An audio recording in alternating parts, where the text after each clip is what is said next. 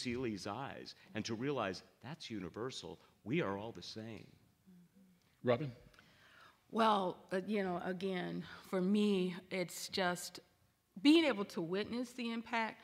James so graciously embraced me to be a part of a group of women, and we're calling ourselves The View. The View from Ordway. She's Barbara Walters, though. Yeah, right. She's got the hair. That's right. I don't know about all that. But, Whoopi, I'm not sure if I could pull that off.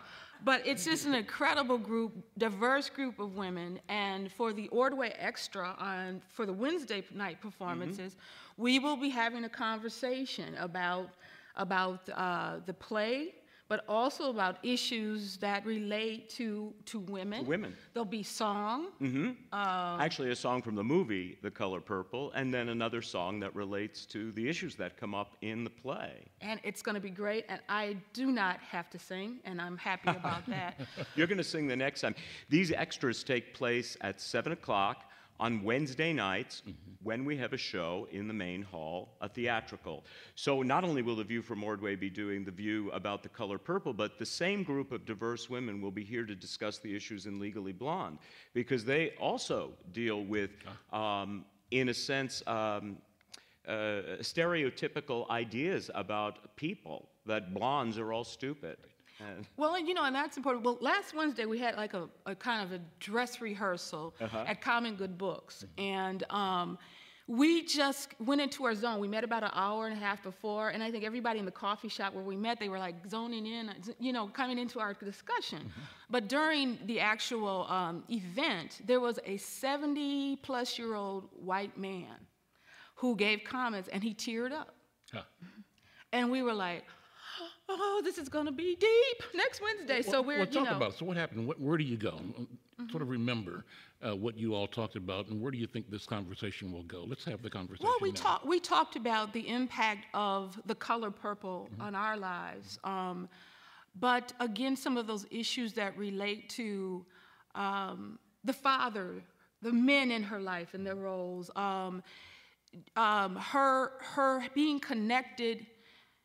Her knowing love and that seed of love being planted in her by her sister, and then what it meant to have her sister out of her life, but that seed was still there, and how important it is that we plant seeds in one another, because we never know when, that person or our situations might change. We related to some of the issues that we deal with as women today, beyond racial, makeup. And what we must do to deliberately support one another, love up one another. So again, in talking about, and we were talking a lot about the Color Purple, the play, the book, the movie, but just kind of those, again, universal issues that we deal with, and just the kind of the humanness of it. That's why the man teared up. Well, even in you're talking about the women's issues, you all of a sudden realize, wait a minute, I'm a man. This is a human being issue. Right. I'm relating to this. Right. And so, James, how does it affect you then, as a man watching the play? There was the issue Jennifer made reference to when the movie was done. There was a question of, is the movie bashing black men? And how do you create a stage production that avoids that controversy again, but also remains true to the intent of the author? What do you think? It was very powerful watching the show for the first time to see the reality of the situation. And yet you feel that everyone is working from a core of this is what they think is right, even when they're making a move that you may disagree with. Right. I kind of believe that life is about broken places. We have these interactions, and somehow we don't say everything we want to say, and we all of a sudden respond in some kind of passionate way that may not actually be right for the situation. And then years later, you're still harboring, gee, I never really loved my sister, but the love kept growing. And then the need to reconnect with the sister, or actually Seeley's own need to claim her space.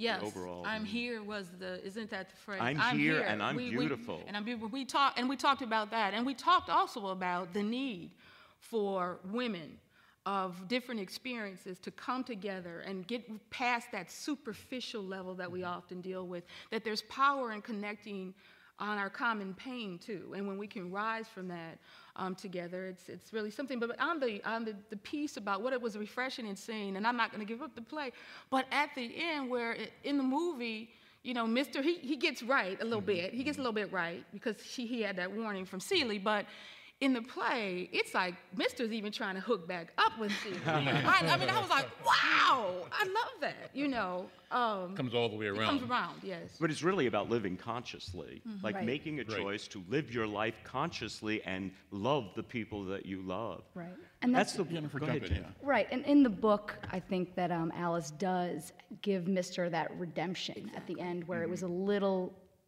in gray area. In the movie, he doesn't get that.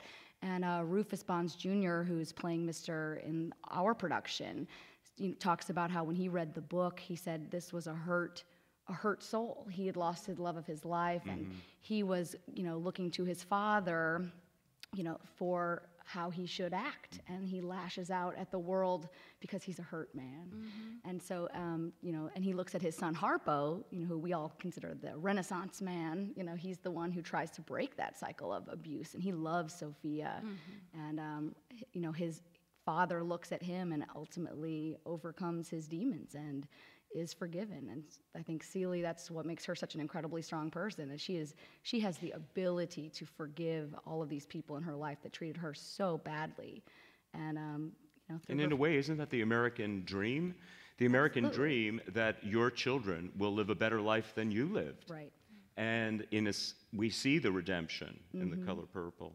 The crazy thing about musical theater is it really is about serious contemporary issues, but it fools you because it seems all glittery and entertaining. Right. If you leave and you have one moment of a revelation that you think of the next day, then that show has been really successful. And The Color Purple is filled with those kind of moments. Plus, I mean, it's got Brenda Russell's music. When I heard Brenda Russell was writing the score for The Color Purple, I knew the show was going to be perfect. Not just Brenda Russell. There's Allie? a trio of Allie Willis, who actually wrote a bunch of hits for Earth, Wind, and Fire. Stephen. And Stephen Bray, who wrote a ton of songs for Madonna. And the three of them had never done Broadway before, but it gives it a really fresh sound. They had 40 years of story to go through, so the music goes all through the gospel and blues and jazz. It's got a great score. Really beautiful. I'm Al McFarlane, listening to Conversations with Al McFarlane, listening on KFAI 90.3 FM Minneapolis, 106.7 FM in St. Paul. And we're broadcasting today from the Ordway Theater in St. Paul.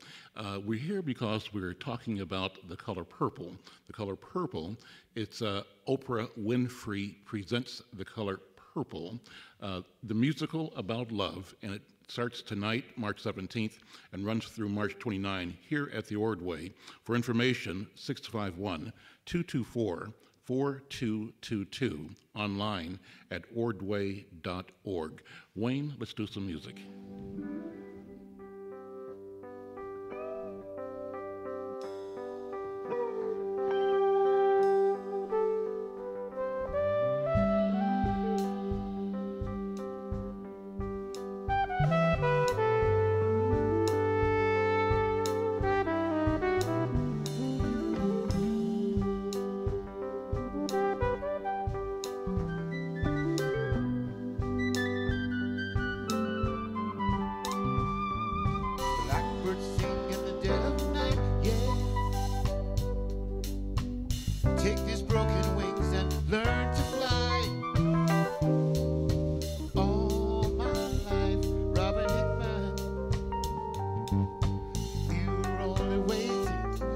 This moment to arrive, blackbirds sing in the dead of night.